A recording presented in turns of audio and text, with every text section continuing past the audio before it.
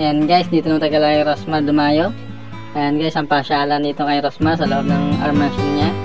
Ayan, para sa mga bata at para sa mga kakain ng pares. Ayan, libre lang yan guys. So, libre lang yung cottage, libre din yung pool guys. So, pares lang bibili nyo, libre na yung pwesto, saka swimming pool para sa mga bata. Napakalawak din pala dito guys. Kaya lang pagtanghali sobrang init. Kaya masasuggest ko lang dapat mga pahapon kayo para mas maganda. Para sa mga bata rin na hindi mo sa limit. Ayan guys, bumili na kami ng chicken ni Rosmar, saka para sa overload.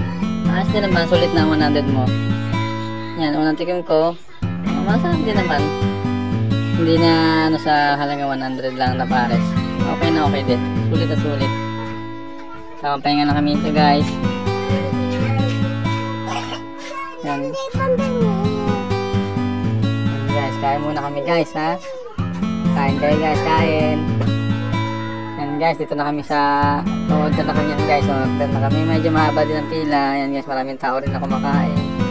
Maraming dinadayo din talaga siya guys. Talagang medyo ano mga itong Rosmar na to. Rosmar, mga pares overload.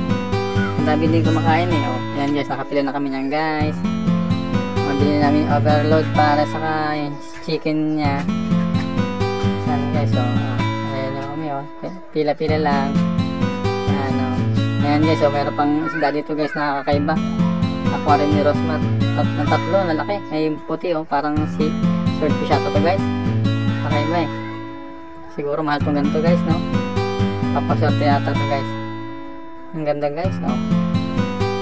Parang ano siya, dinosaur. Malaki to guys, malaki. Apat, isa puti. Sa aquarium ni Rosmar guys. Doon niya sa sa pilahan.